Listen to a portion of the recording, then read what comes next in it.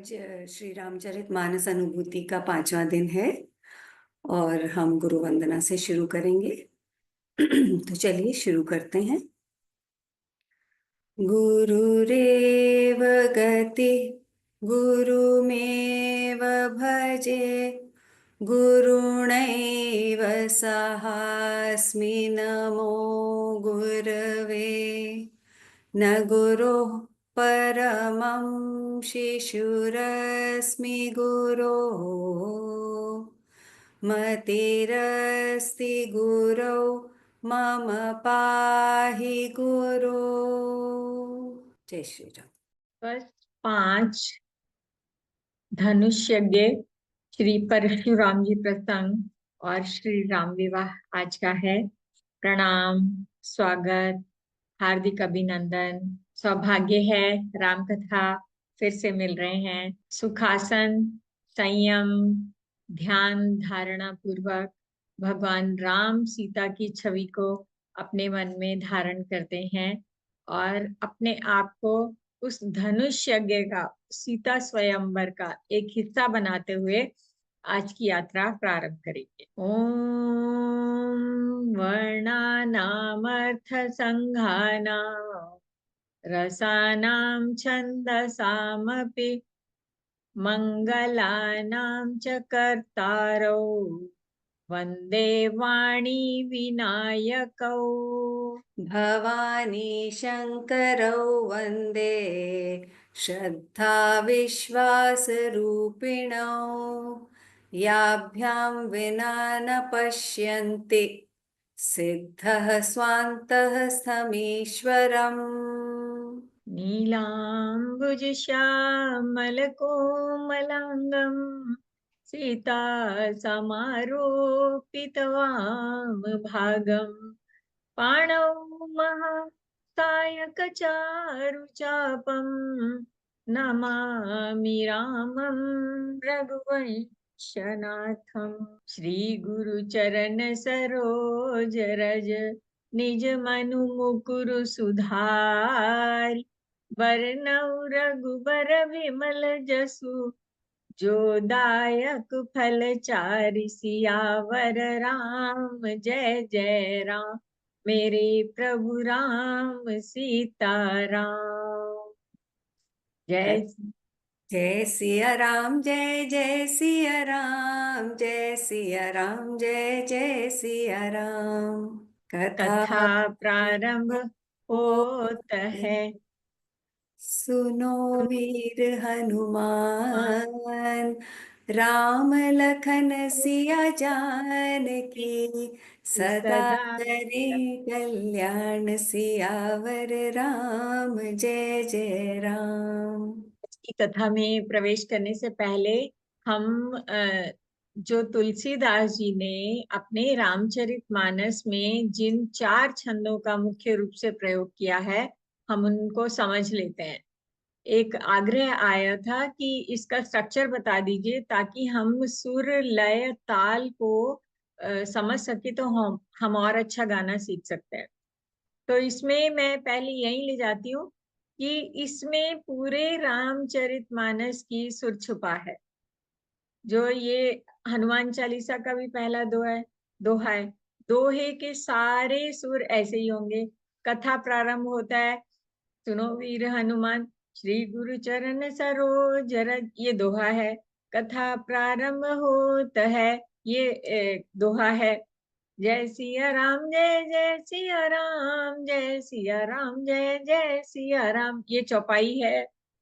और जब हम बोलते हैं मंगल भवन अमंगल हारी द्रवौ सो दशरथ अजिर बिहारी, ये चौपाई है।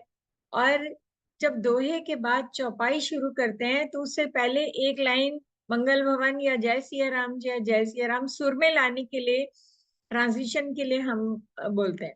तो इसको बोलते हैं संपुट। दोहा और छंद के बीच में जब छंद चौपाई शुरू करने के लिए एक लाइन बोली जाती है तो उसको संपुट कहते हैं। और ये संपुट ही जब पूरा रामचरितमानस पढ़ेंगे तो एक संपुट लेके चलेंगे, या तो जय सिया राम जय सिया राम हर दोहे के बाद चौपाई से पहले, और या तो मंगल भवाना मंगलहारी, या बीच में से कोई सा भी, बहुत सारे, हर मंत्र जो है, हर दोहा चौपाई अपने आप में मंत्र की शक्ति रखता है। लेकिन जब हम पूरे रामचरितमानस में उसको संपुट की तरह प्रयोग करते हैं तो वो सिद्ध हो जाता है। तो अब हम दोहा चौपाई के स्ट्रक्चर को देखते हैं। पहले हम देखें कि छंद क्या है, किसको कहते हैं छंद।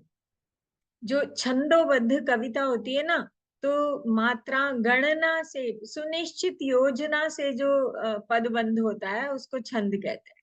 मात्रा की गिनती या अक्षरों वर्णों की गिनती, मात्रा की गिनती, सुर लय ताल के नियम की, कहाँ पर थोड़ा सा सांस लेना है, कहाँ आधा सांस लेना है, और कहाँ रुक के पूरा सांस लेना है। तो विराम, इसको विराम बोलते हैं। यति, गति, है ना।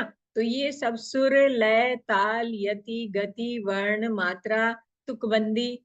तुकबंदी मतलब जो आखिर का जो वर्ण होएगा ना, जैसे हनुमान, कल्याण, सुधारी, चारी, है ना। तो आखिर के अक्षर की जो होती है, ये तुकांत जो बोलते हैं ना, अंत में जो तुक होता है, एक जैसी साउंड आए उस पद के अंत में।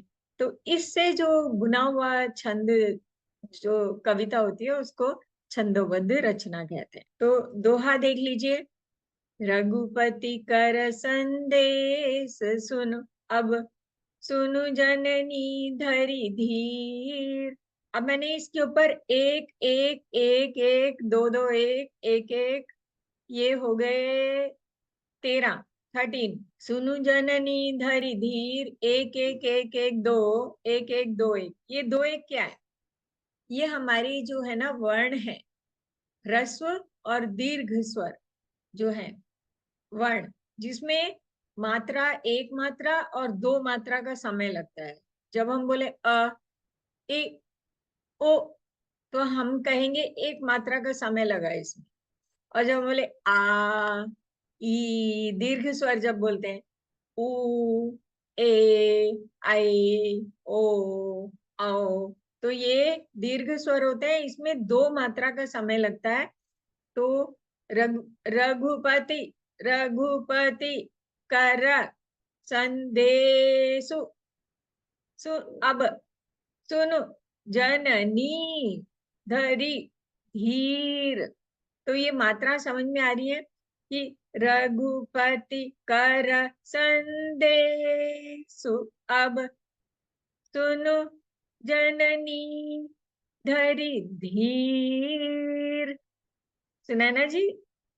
पता चल रहा है? ह्रस्व और दीर्घ का, लघु और गुरु का, जो दो मात्रा का होता है उसको गुरु बोलते हैं, और जो एक मात्रा जिसपे एक एक लिखा है वो लघु बोलते हैं उसको। जी उमा तो मैम लघु एकदम गुरु क्लियर के है। अनुसार अगर हम मात्रा को ठीक पढ़ लेते हैं तो सुर लय ताल अपने आप बंध जाएगा। 13 पहले पद में, इस दोहे के 4 पद है। पहला पद है रघुपति कर संदेश, अब ये अल्प विराम है। सुन जननी धरि धीर, ये विराम है ना, अर्ध विराम है। अस कई कपि गद गद भयो, ये देखो सारे ही लघु है। अस कही कपि गद गद भयो, सारे ही लघु है, देखो। भरे बिलोचन नीर। सुनैना जी बताइए कोई इसमें। उमा मैम ये तो मतलब इससे बहुत ही आसान हो जाता है समझना, लेकिन उच्चारण के लिए फिर भी बहुत प्रैक्टिस चाहिए होती है, क्योंकि हाँ, पढ़ते पढ़ते जो है उसको एडजस्ट करना वो भी प्रैक्टिस से ही आता है। जान प्रैक्टिस से लेने जो से आप अपनी मिस्टेक सुधार सकते हैं, लेकिन बिल्कुल। फिर भी उसमें प्रैक्टिस काफी चाहिए होती है। हम्म जब हमने ये मात्राओं को ठीक से पढ़ा, तो बाल कांड पूरा होते होते प्रकांड पंडित हो जाएंगे रामचरितमानस के उच्चारण में, ये पक्का है।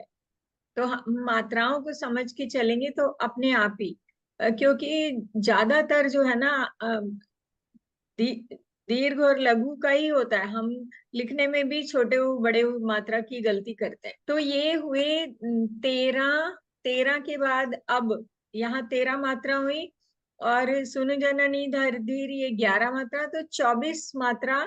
और अगली लाइन में भी फिर 13 11, यानी पहले और तीसरे पद में जो मैंने ब्लैक लिखा है, इसके 4 पद हैं दोहे के, 2 लाइन है, 4 पद है, 4 हिस्से हैं। तो पहले हिस्से और तीसरे हिस्से में 11 13 13 मात्रा, और दूसरे चौथे में 11 11। तो दोनों लाइन में 24 24 मात्रा का ये छंद बना, तो इसका नाम है दोहा। अब मजे की बात यह है कि इस दोहे को उल्टा कर दो तो सोरठा बन जाएगा। ये आ गया सोरठा। दोहा सोरठा उल्टा है, दिन का रात समझ लो। मतलब जो 13 11 मात्रा थी वो 11 13 हो गई। जो सुमिरत सिद्धि होए, गणनायक कवरी बर बदन, करऊ अनुग्रह सोए, बुद्धि राशि शुभ गुण सदन। तो इसमें 11 13 मात्रा है दोनों पहले पद में, और तीसरे पद में 11 11 मात्रा है, और दूसरे पद में गणनायक वाले में राशि शुभ में 13 13 मात्रा है। तो दोहा उल्टे सोरठा। सोरठे बहुत कम है रामचरितमानस में, पर बहुत सुंदर हो जाता है जहाँ सोरठा आता है, पता चल जाता है एकदम। जब हमें नहीं पता होता तो हम गलत पढ़ते हैं, तो समझ में आता है कि ये बोला क्यों नहीं जा रहा। तो जब आप इतनी न्यूएंसेस में पहुंच जाएंगे तो आपको अपने आप सोरठे का आनंद होगा। अब देखो, इसको हम कह के देखें ना, अगर हम दोहे की तरह करें, गणनायक करि बर बदन, जो सुमिरत सिद्धि होए, बुद्धि राशि शुभ गुण सदन, करऊ अनुग्रह सोए। ये देखो, उन्होंने दोहे को ही उल्टा बिठा के रख दिया है, लेकिन तुकांत दोनों का है। आखिर में देखिए, बदन सदन और सिद्धि होए, अनुग्रह सोए, है ना, सोए होए। तो उन्होंने बड़ी चतुरता से जो है तुकबंदी बात बढ़िया बिठाई है। तो शब्दों का चमत्कार है, रस का चमत्कार है, भाव का चमत्कार है, वर्णों का। अब ये जो है, हमने सीता गौरी पूजा में छंद पढ़े थे, तो इसको सुनैना जी आप पढ़ दीजिए फिर से। मात्राएं देखिए, मनु जाहि राचेउ, मिलिहि सो बरु, सहज सुंदर सांवरो, करुणा निधान सुजान सील स्नेह जानत रावरो। सुनैना जी आप गाइए तो, म्यूट पर हैं आप। सॉरी सॉरी सॉरी, थोड़ा सा शुरू करिए, मैं साथ साथ गाती हूँ। हाँ हाँ, ठीक है। चलिए। मैं बोलती हूँ, आप पीछे बोल दीजिए लाइन, ठीक है 4 ठीक लाइन है हम ठीक है। रिपीट कर लेते हैं। हाँ, दैट्स बेटर। मनु जाहि राचेयो, मिलिहि सो बरु, सहज सुंदर सांवरो। अब हम सब गाते हैं। हाँ जी, सब। मनु जाहि राचेहु, मिलिहि सोबरु, सहज सुंदर सांवरो, करुणा निधान सुजाने, सुजान सीलो, स्नेहु जानत रावरो। मैं आपको जस्ट हेल्प कर रही हूँ उमा हाँ मैम। जी, हाँ जी। ए करुणा निधान सुजान सीलु, स्नेहु जानत रावरो। एहि भांति गौरी असीस सुनि सिय, सहित हिय हर्षि अली। एहि भांति गौरी असीस सुनि सिय, सहित हिय हर्षियली। तुलसी भवानी पूजी पुनि पुनि, मुदित मन मंदिर चली। तुलसी भवानी ही पूजी पुनि देखिए मेरा गलत हो गया थोड़ा सा। हाँ। तुलसी भवानी ही पूजी पुनी, ओ, पुनि मुदित मन मंदिर चली। हाँ, जहां हम प्रयास लघु कर देंगे वहीं समझ में आ जाए। जी। तुलसी भवानी पूजी, बड़ा हुआ है, हाँ। दो मात्रा। तुलसी भवानी ही पूजी पुनि, पुनि मुदित मन मंदिर चली। बहुत सुंदर। ये हमारी पूर्व कथा को सारा जो है पिछले सेशन को हमारा याद दिला दिया कि जो राम सीता जी पुष्प वाटिका में जो उनका दर्शन हुआ है। तो ओके, अगला है हमारा चौपाई। चौपाई जो है पूरा रामचरितमानस चौपाइयों है।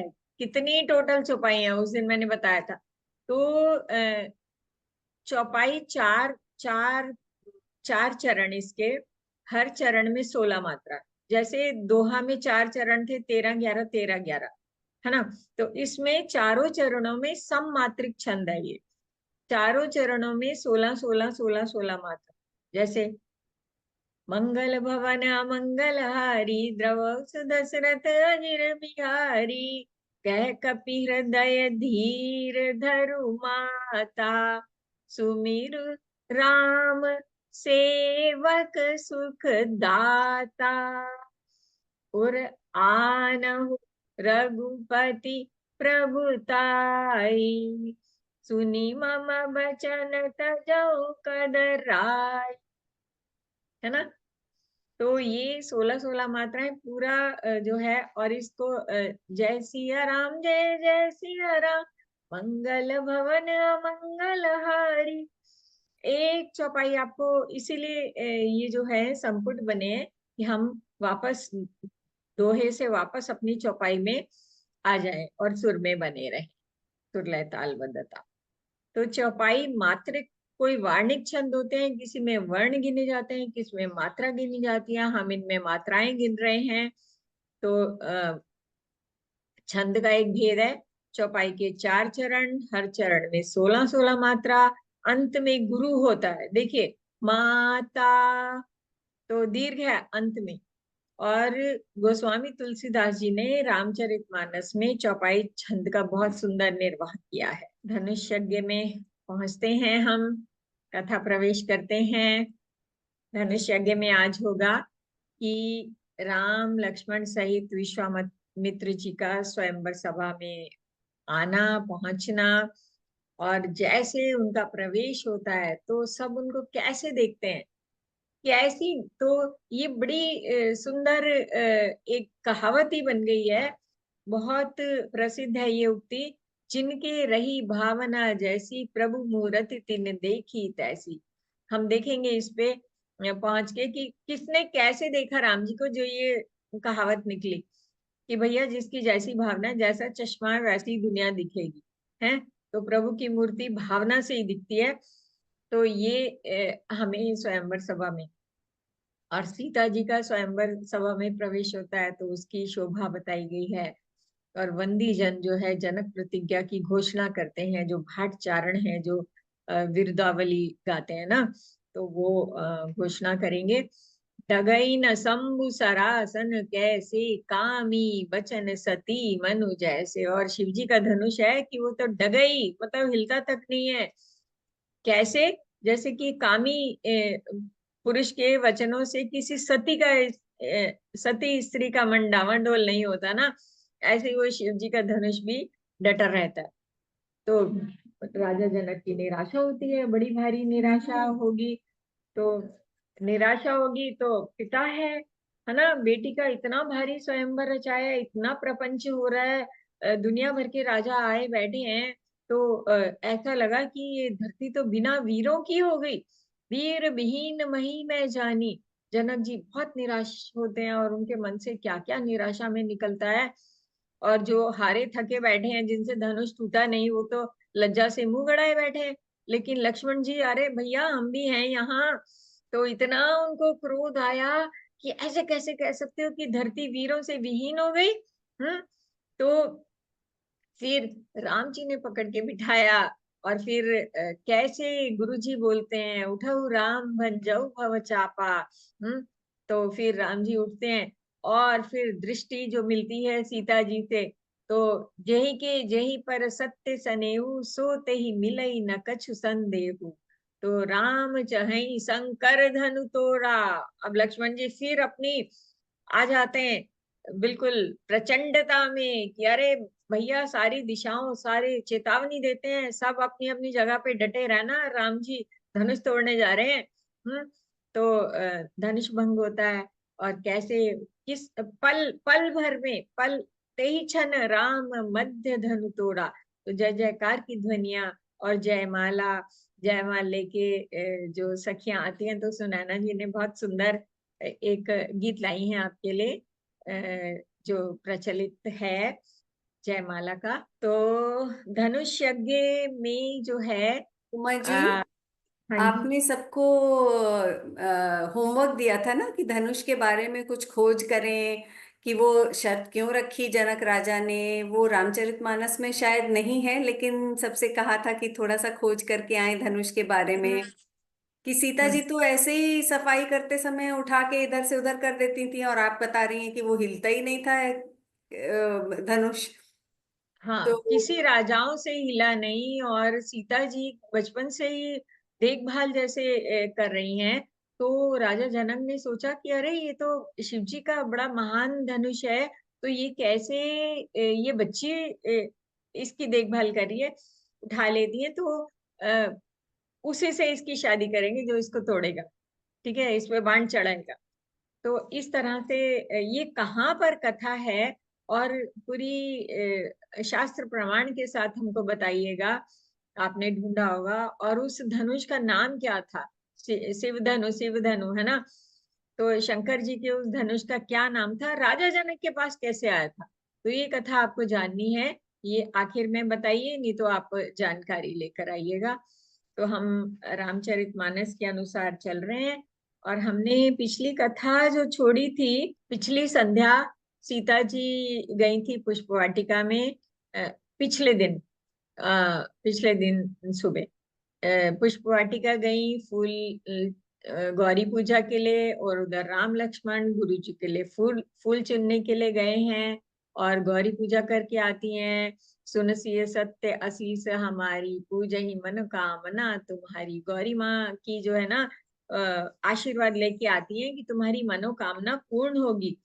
तो ऐसा करके आती हैं। उधर राम लक्ष्मण जी भी सीता जी से छुप छुप के देखना होता है ना, तो प्रणय बीज दोनों के मन में है।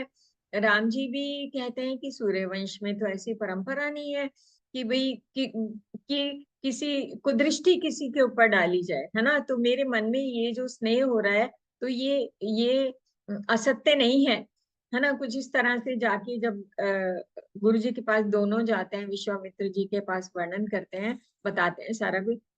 तो उन्होंने भी कह दिया जो चाहे मिल जाए, जो चाहो तुमको मिल जाएगा। वो भी कहते हैं सुफल मनोरथ हो ही तुम्हारे, है ना। हम्म, राम लखन सुन भय सुखारे, वो भी सुखी हो गए। और उस संध्या जब चंद्रमा निकला, तो वो भी बहुत सुंदर था कि राम जी ने चंद्रमा को देखा पहली नजर में, तो लगा कि ये तो सीता के मुख के समान सुंदर है। फिर उनको लगा नहीं नहीं, अपराध बोध हुआ कि नहीं नहीं, ये तो शिव सिय मुख शोभा पाव किम चंद बापुर रंक। ये तो बेचारा रंक है, गरीब है, कंगाल है शोभा में। अरे सीता तो इससे हजारों गुणी शोभा को धारण करती है, क्योंकि ये तो घटता बढ़ता है। इतने दोष चंद्रमा के निकाल दिए कि नहीं नहीं, मैंने गलती करी जो सीता के मुख को चंद्रमा के जैसा बताया।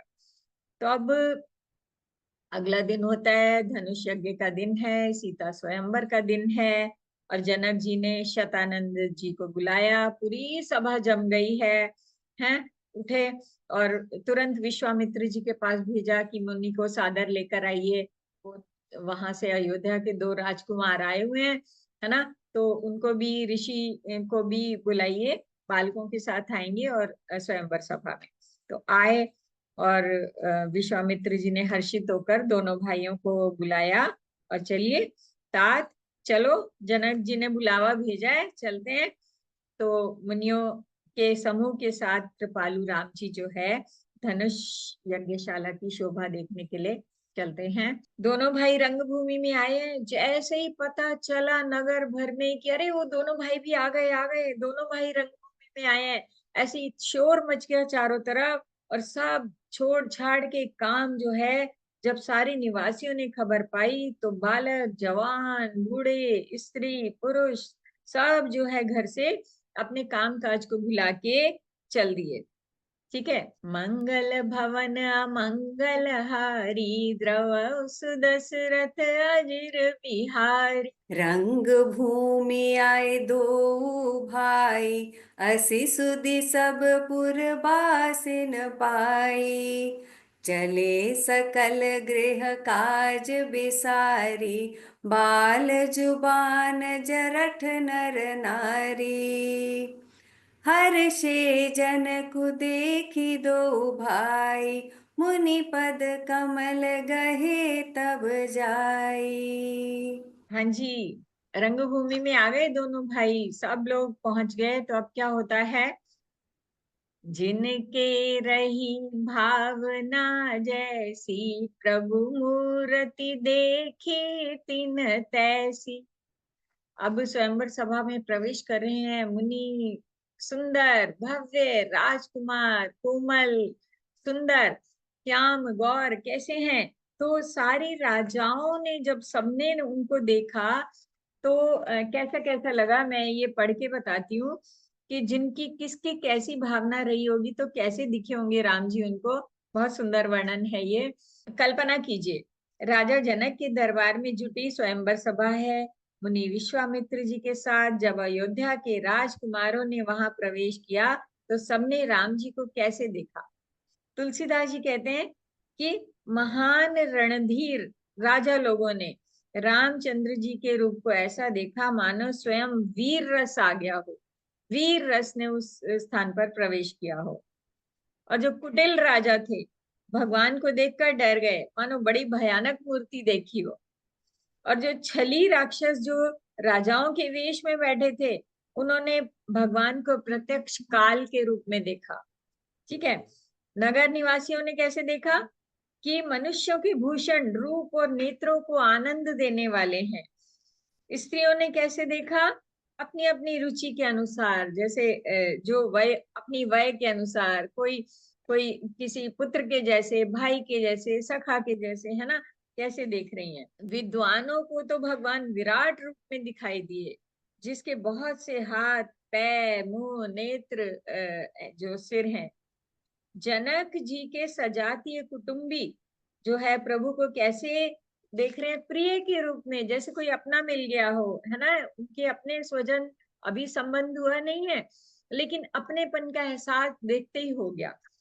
तो सारी रानियां जो हैं, जनक समेत रानियों ने अपने बच्चे बच्चे के समान देख रही हैं, और उनकी प्रीति का वर्णन नहीं किया जा सकता, बहुत आनंद हुआ।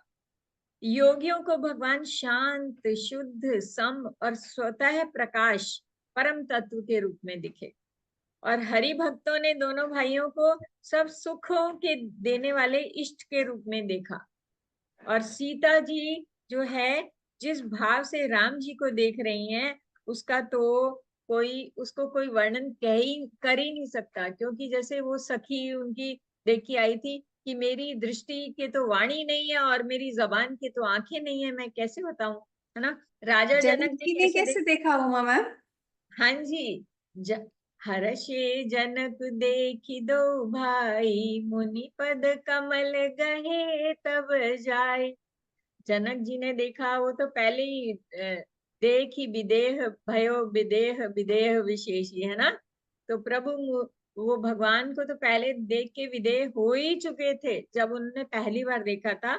तो अब जब देखा, तो उन दोनों भाइयों को देख के बहुत खुश हो गए, और आगे बढ़ के उनको सारी रंगशाला दिखाई। तो अब हम आगे बढ़ते हैं। हाँ, सीता जी का प्रवेश हो रहा है। सुनैना जी, पहले मैं बताऊं या पहले गाते हैं, बोलिए। थोड़ा सा गाले स्टार्ट। इनका, फिर उसके बाद आप ओके। बताइए। जानी सुअवसर सिय तब पठई जनक बुलाय, चतुर सखी सुंदर सकल सादर चली निवाय, सियावर राम जय जय राम, मंगल भवन मंगल हारी, प्रभु सुदशरथ अजीर बिहारी।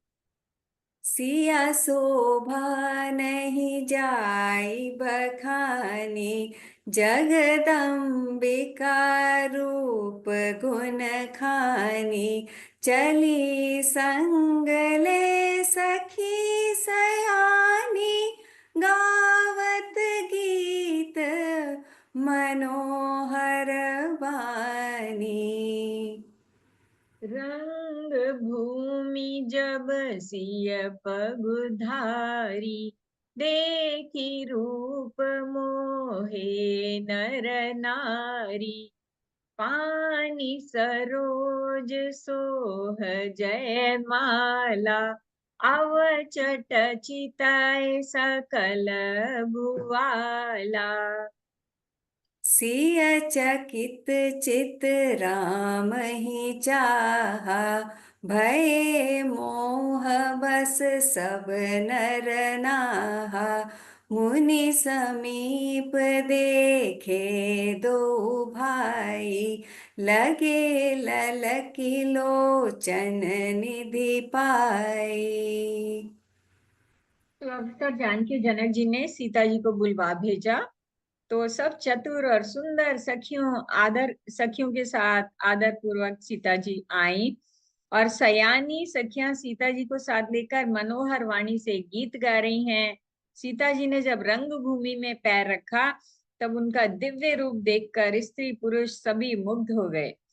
सीता जी के कर कमलों में जयमाला सुशोभित है। सब राजा चकित और अचानक उनकी तरफ देखने लग गए। सीता जी ने चकित चित्त से जब चारों ओर देखा, सीता जी किसको देख रही हैं? राम जी को ढूंढना चाह रही हैं।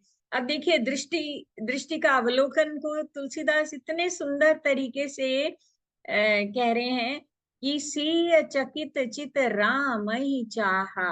वो चकित होके चारों तरफ, जैसे ही उस मृग शावक नयनी सीता ने चारों तरफ दृष्टि डाली राम जी को ढूंढते हुए, भय मोह बस सब नर नाहा।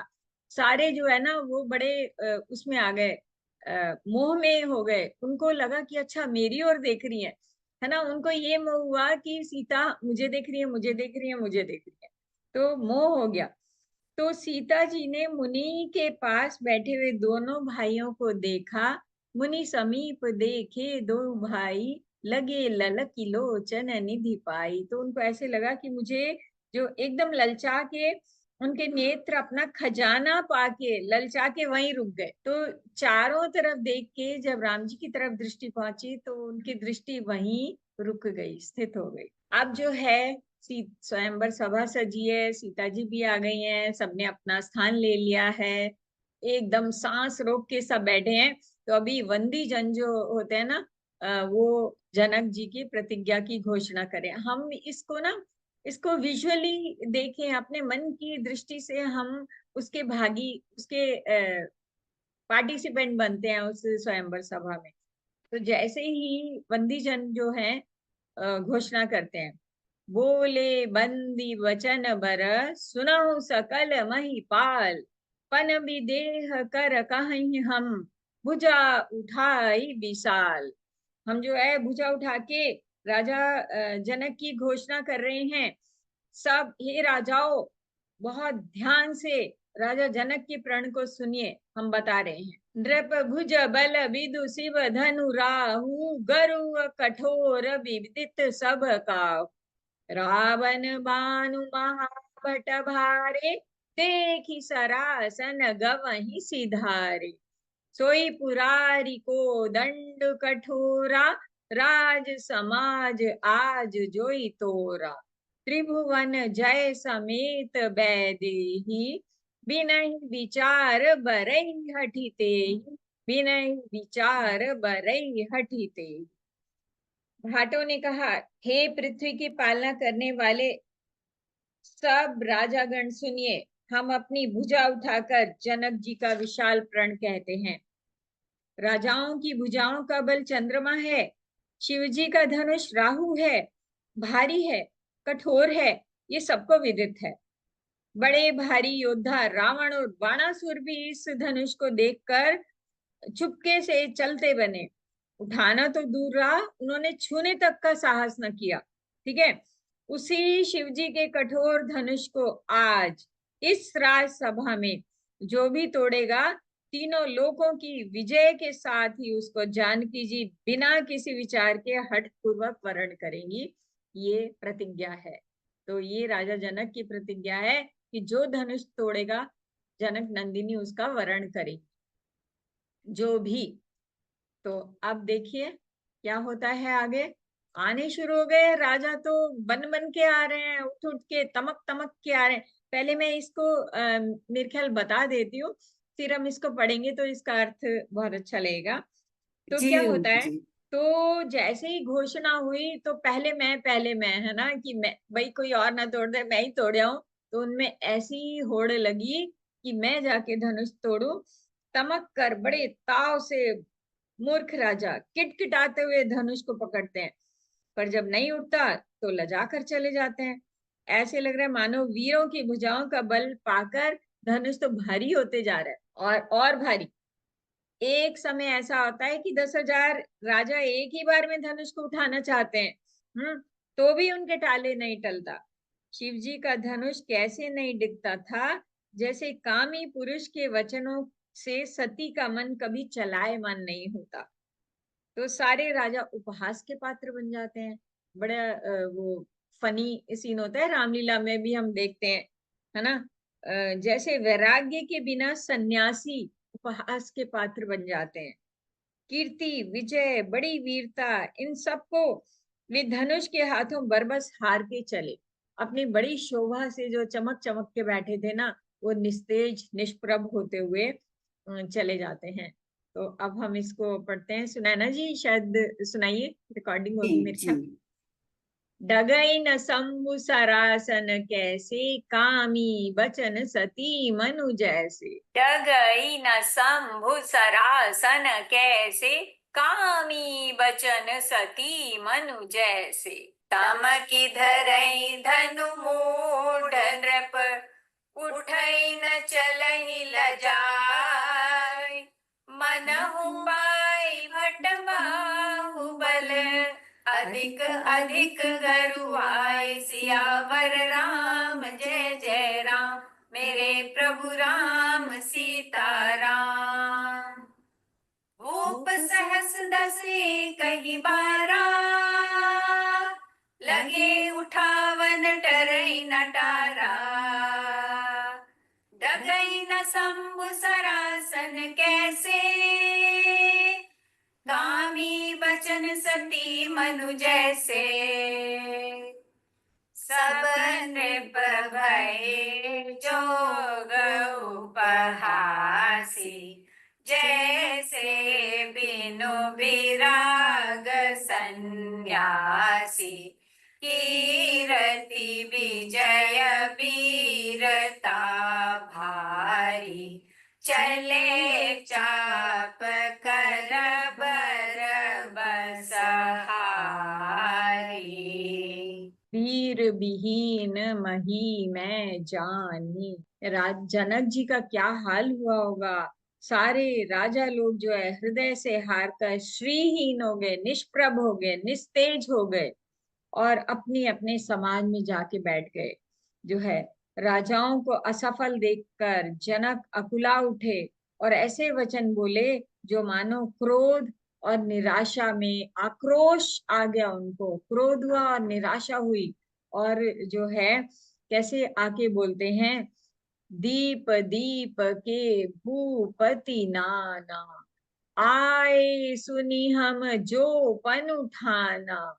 देव दनुज धरि मनुज शरीरा, विपुल बीर आए रणधीरा, कुंवरी मनोहर विजय बड़ी, कीरति अति कमनीय, पावनियारि बिरंचि जनु, रचेउ न धनु दमनीय। कह रहे हैं कि मैंने जो प्रण ठाना था ना, तो उसे सुनकर द्वीप द्वीप के अनेकों राजा आए, देवता और दैत्य आए, मनुष्य का शरीर धारण करके आए, और बहुत से रणधीर वीर आए, परंतु धनुष को तोड़कर मनोहर कन्या, बड़ी विजयश्री और अत्यंत कीर्ति को पाने वाला तो लगता है ब्रह्मा ने बनाया ही नहीं।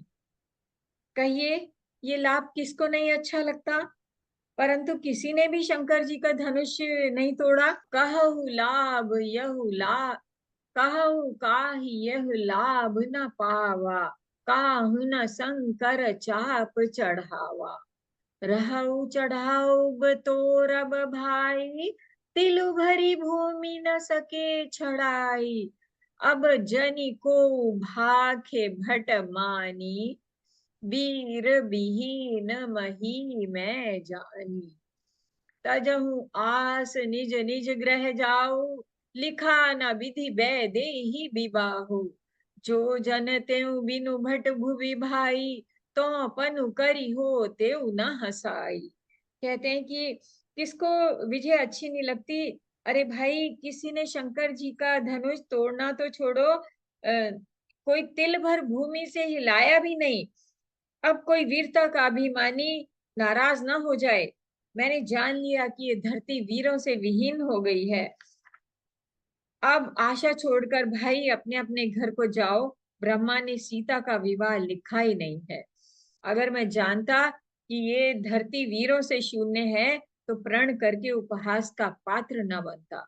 जो जन त्यों बिनु भट भुवि भाई, तो अपन करी हो त्यों न हसाई। एकदम चुप्पी, एकदम निराशा, हताशा, और ऐसा हो गया। लेकिन लेकिन ऐसे में वीर कैसे शांत रह सकता था?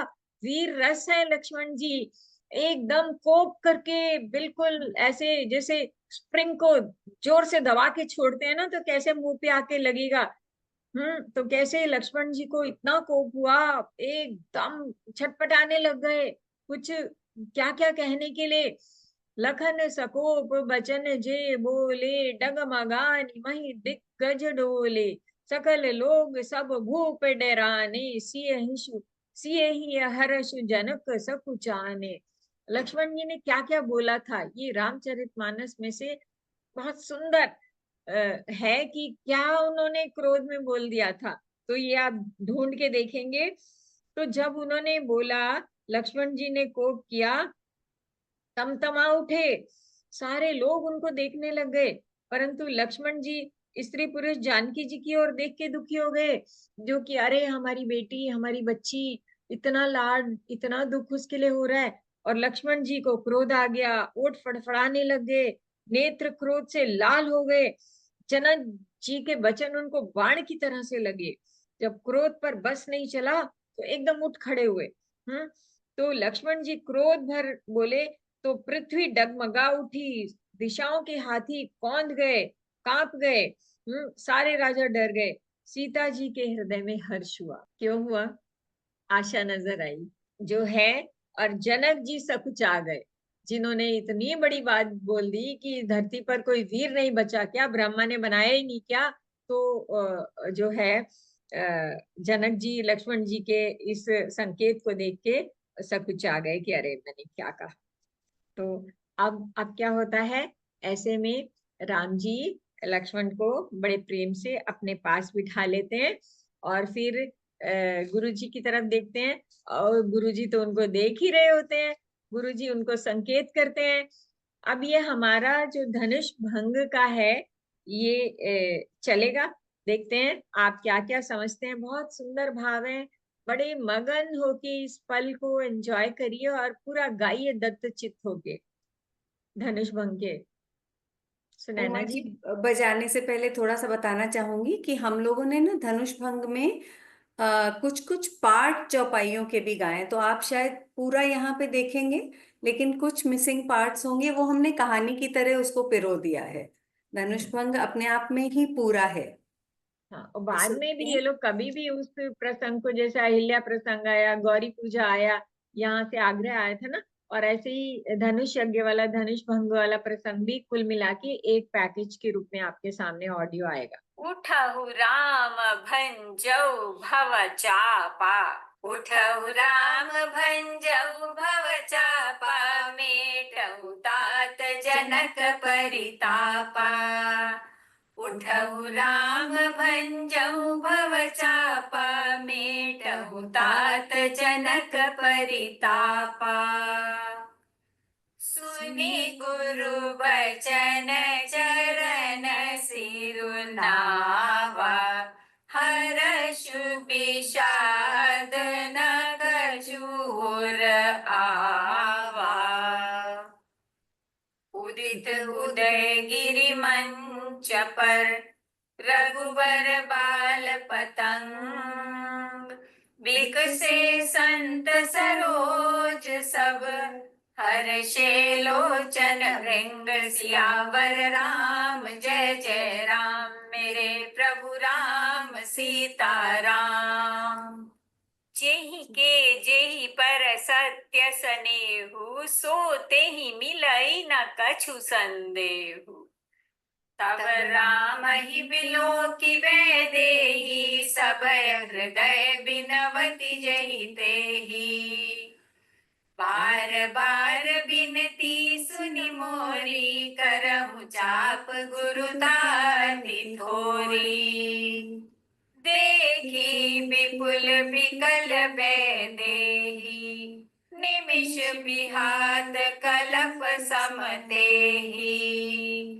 काबर सब कृषि सुखाने, समय चुके पुनि का पछिताने। लक्ष्मण की चेतावनी। राम चहई शंकर धनु तोरा, दिसि कुंजरहु कमठ अहि कोला। धरहु धरनी धरि धीर न डोला, राम चहई शंकर धनु तोरा। हो सजग सुनि आयसु मोरा, तेहि छन राम मध्य धनु तोरा। गुरु ही प्रणाम मनहि मन कीना, अति लाघव उठाई धनु लीना। लेत चढ़ावत खेचत गाड़े, काहू न लखा देख सब ठाड़े।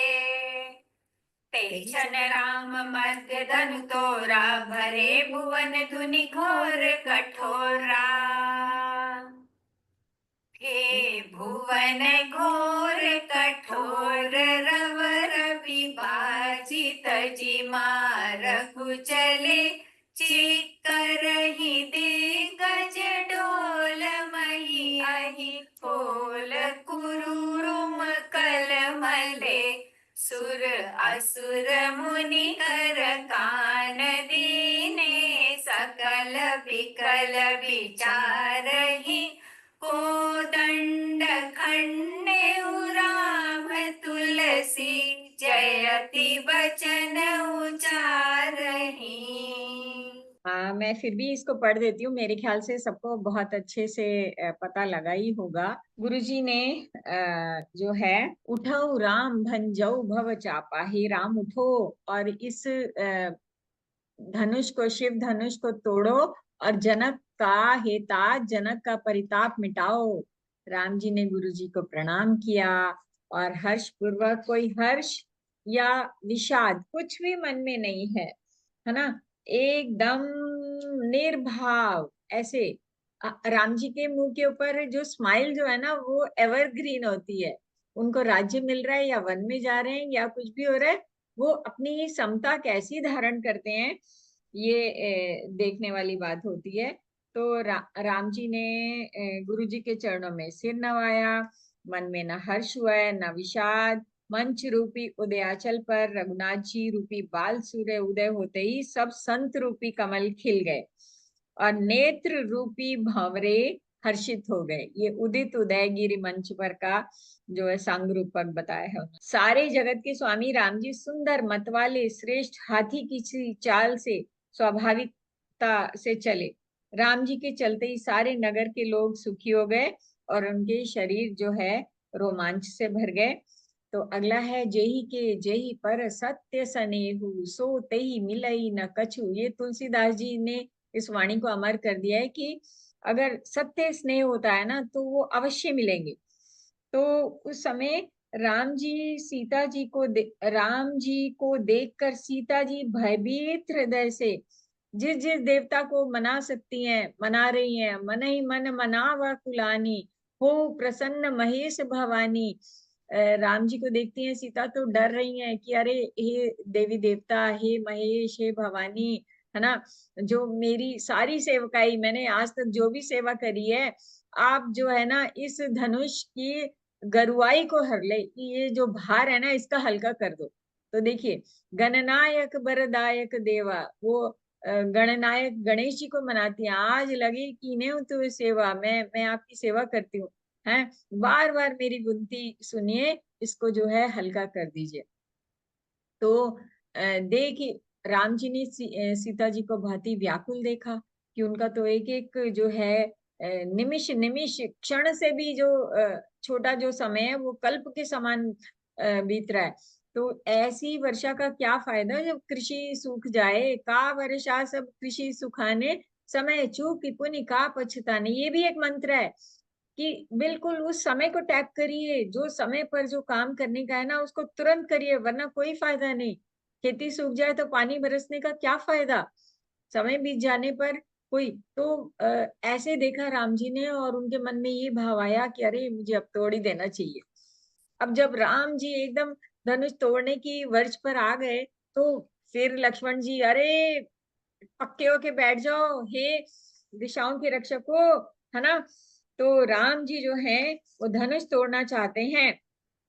तो इस तरीके से उन्होंने जब घोषणा करी, हे दिग्गजो, हे कच्छप, हे शेष, हे वराह, धीरज धरकर पृथ्वी को थामे रहो जिससे ये हिलने ना पाए, है ना, ऐसे ना कि धरती डोल जाए। राम जी शिव जी के धनुष को तोड़ना चाहते हैं, मेरी आज्ञा सुनकर सच में सावधान हो जाओ। ये है लक्ष्मण जी का प्रताप, देखिए।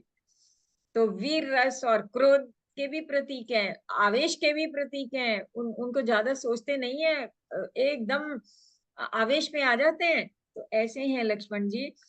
तो ते ही क्षण मध्य राम धनु तोड़ा। राम जी ने उसी क्षण में धनुष को तोड़ा। बड़ी फुर्ती से राम जी धनुष को उठा लेते हैं, लेते चढ़ाते जोर से खींचते हुए किसी ने नहीं लखा। लेत चढ़ावत खेचत गाड़े काहू न लखा, देख सब ठाड़े। सब खड़े के देखे देखते ही रह गए। और कब खींचा कब किसी को पता नहीं चला, सबने राम जी को धनुष खींचे खड़े देखा। उसी क्षण में श्री राम जी ने धनुष को बीच से तोड़ दिया। भयंकर कठोर ध्वनि से सारे लोग भर गए, घोर कठोर शब्द से सब लोग भर गए। सूर्य के घोड़े मार्ग छोड़कर चलने लगे, दिग्गज चिंघाड़ने लगे, धरती डोलने लगी।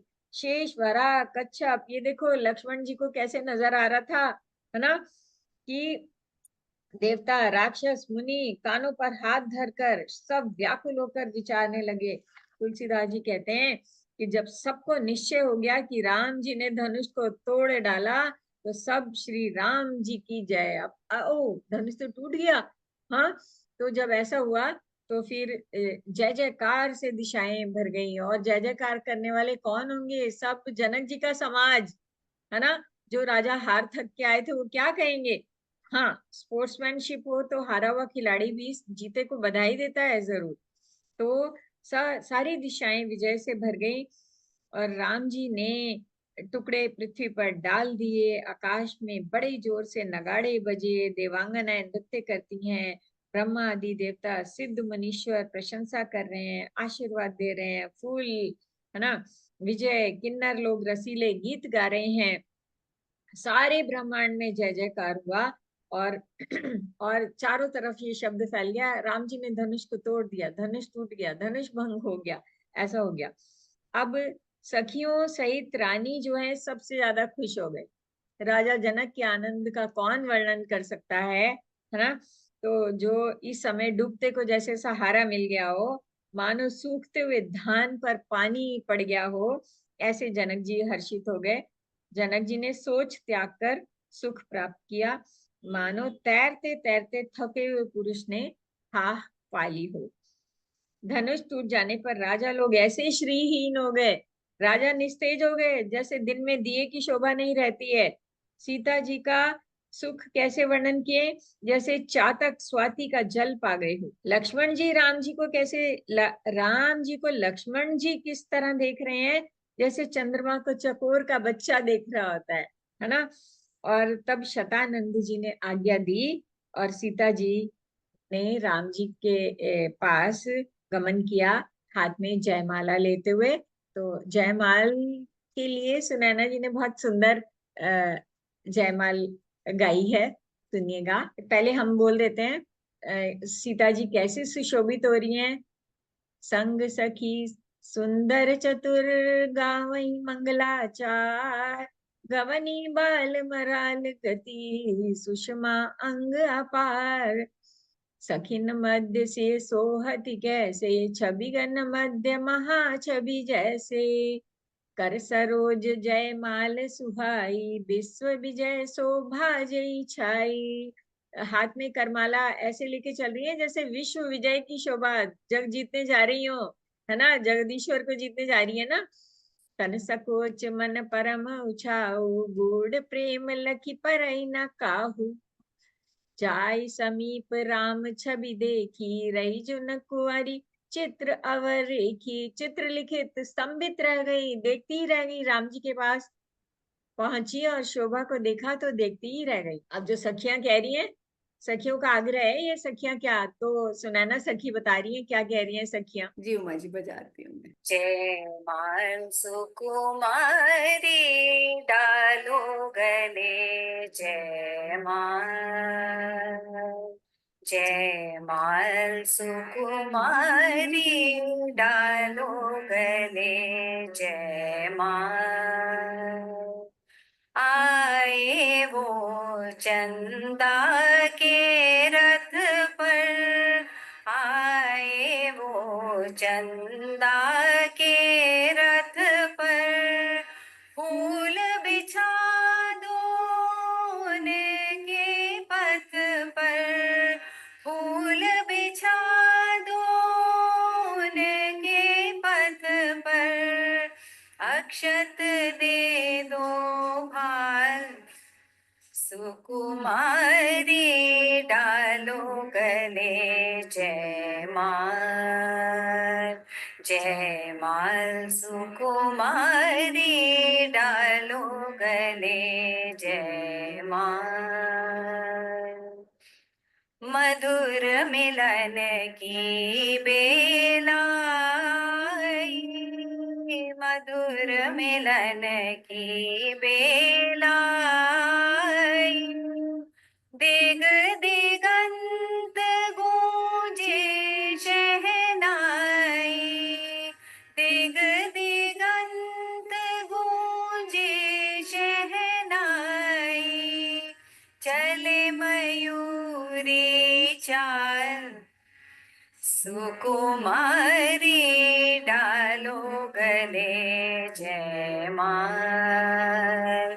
जय माल सुकुमारी डालो गले, जय माल। Thank you. उमा मैम, हाँ आप जी। ये लोकगीत भी गा दीजिए, आप बहुत सुंदर गाती हैं इसको। एक ही लाइन सुना दीजिए। तो सखियां बोल रही हैं और सीता जी कैसे माला पहनाए, और रघुवीर जी तो लंबे हैं, है ना। तो फिर सखियां फिर आग्रह कह रही हैं, अब पहले सीता को बोल रही थी, अब राम जी को बोल रही हैं। झुक जइयो तनिक रघुवीर, सिया मेरी छोटी सी, झुक जइयो तनिक रघुवीर। सिया मेरी छोटी सी। हाँ जी। इसको निकाल के यूट्यूब पे जरूर सुनिएगा, बहुत ही सुंदर लोकगीत है। हाँ जी। तो अब सखिन मध्य से सोहति कैसी, सोहत जनु जुग जलज सनाला, ससी सभीत देत जय माला।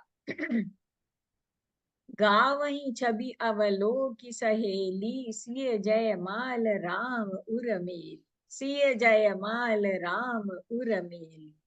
दोनों जो हाथ जो है ना, कमल की डंडियां जो हैं, इस तरह से जयमाला सुशोभित है। और वो जो है सहेलियों के साथ में, गावहीं छवि अवलो की सहेली, अब सहेलियां बोल रही हैं, गा रही हैं कि चलो पहनाओ माला, है ना। तो फिर सीता जी ने माला पहनाई। और ये सोठ है, रघुबर उर जयमाल, देखी देव बर सही सुमन, सकुचे सकल भुआ, जनु बिलो की रवि कुमुद गन। माला हुई तो जो है सारे जो है देवता आनंद हो गया, पुष्प वर्षा कर रहे हैं, और सारे जो है राजा जो है सकुचित हो गए। और जनु बिलो की रवि कुमुद गन, जैसे सूर्य के साथ कमल होते हैं, खिलते हैं, और चंद्रमा के साथ कुमुद खिलते हैं।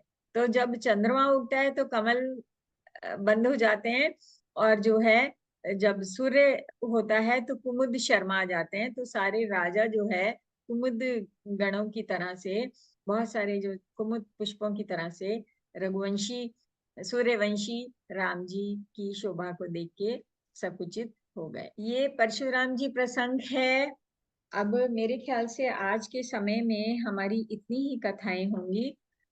इसके बाद में हम यहाँ पर परशुराम जी प्रसंग में परशुराम जी आते हैं, इसी सारे मंगलाचार के बीच में आंधी तूफान की तरह से। परशुराम जी कौन है? राम विष्णु जी का अवतार है। तो एक समय में समकालीन है राम जी के। देखिए, तो आ जाते हैं आंधी तूफान की। वो मैंने पहला प्रश्न आपको दिया था कि उनके पास ये धनुष कैसे आया था। वो धनुष शिव जी का था, परशुराम जी ने रखवाया होगा राजा जनक के पास। कथा देखिएगा, आप ही को सुनिश्चित करना है। तो आते हैं, इतना क्रोध करते हैं टुकड़े, अरे जनक ये सभा क्यों सजी हुई है। मैं बहुत ही संक्षेप में बता रही हूँ।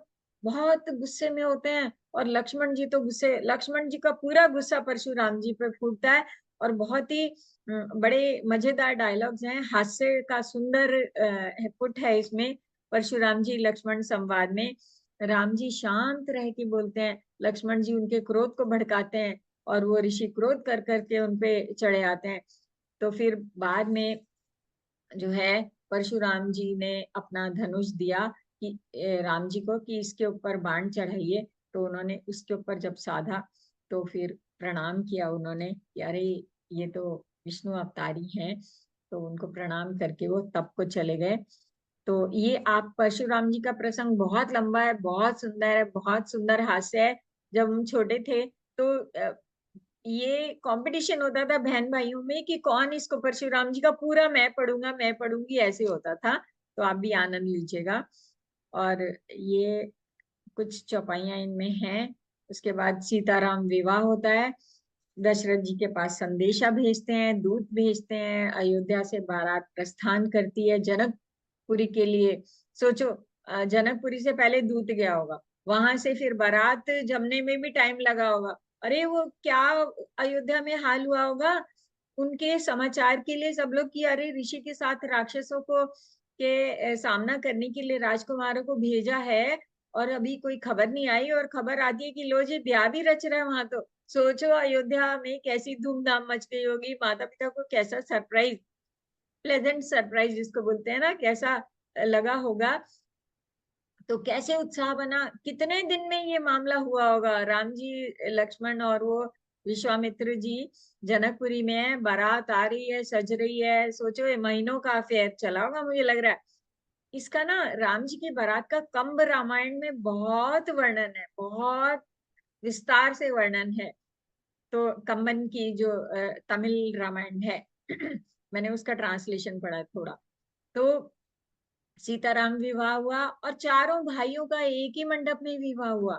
विवाह में मैं ये बात बता रही हूँ कि राजा जनक के भाई थे कुशवाहा जी, कुशध्वज। कुशध्वज जी की दो बेटियां थी और जनक जी की एक और बेटी है उर्मिला। सीता तो भूमि पुत्री है, भूमि से उनको मिली है, उनकी गोद में आई है ना। तो उसी मंडप में चारों भाइयों का विवाह हो जाता है। वो चारों चारों दो भाई जो वहां से आ रहे हैं उनको भी सरप्राइज मिला, वो आ गए और यहाँ के पता लगा कि अरे तुम्हारी भी शादी हो रही है। सोचो कि कैसा समय रहा होगा, है ना। तो कुशध्वज जी की बेटियां होती हैं श्रुति कीर्ति और मांडवी। तो मांडवी भरत के साथ विवाह होता है और श्रुति कीर्ति शत्रुघ्न के साथ, और उर्मिला लक्ष्मण जी के साथ, सीता जी का राम के साथ।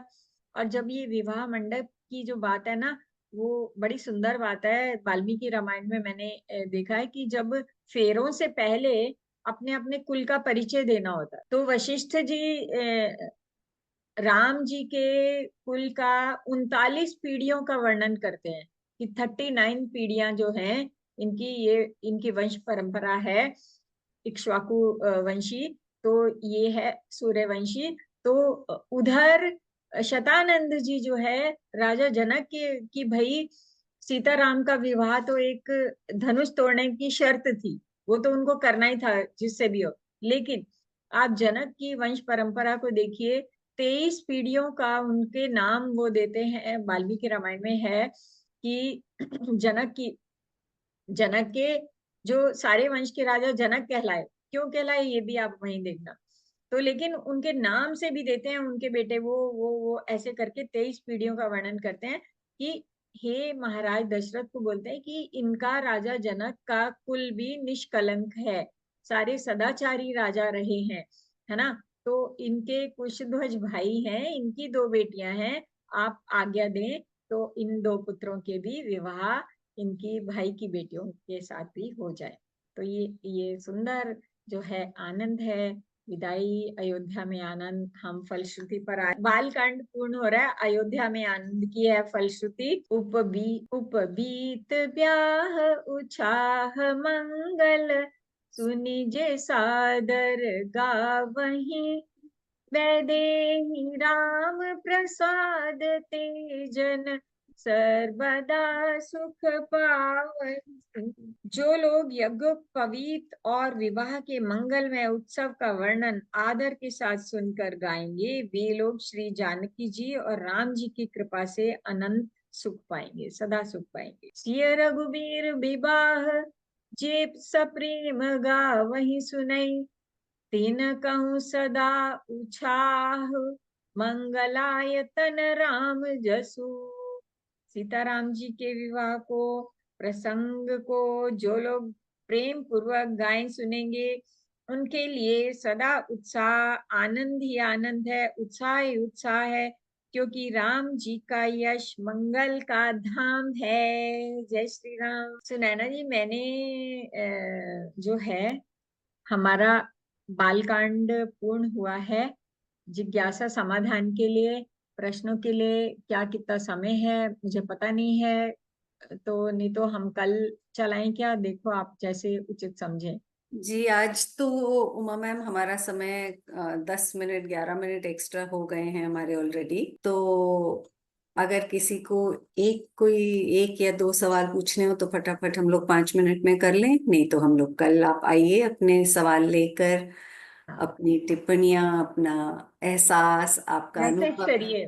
हाँ, हाँ, मैसेज भी आ रहा है, में जवाब देते हैं हम, अच्छा लगेगा। जो भी आपकी जिज्ञासा हो आप बताइए। ठीक है। अभी तक तो किसी ने हैंड रेज नहीं करा है, तो हम आगे यहीं समाप्त करते हैं। आगे बढ़ के जरा सा आप कुछ कहना तो चाहें? हमें आपके प्रश्नों का इंतजार रहता है, और जो है कल हम समय बनाते हैं जरूर कथा को। तो आज अपने प्रश्न जरूर कमेंट में दे दीजिए, और प्लीज बताइए, और आपको कैसी कथा लग रही है, कथा के आनंद को जरूर बताइए। चलिए, जय सिया राम, जय जय सिया राम, जय सिया राम, जय जय सिया राम। जय सिया राम, जय जय सिया राम, जय सिया राम, जय जय सिया राम। प्रणाम, आभार, धन्यवाद। कल मिलते हैं, हमें इंतजार रहेगा आपका। प्रणाम।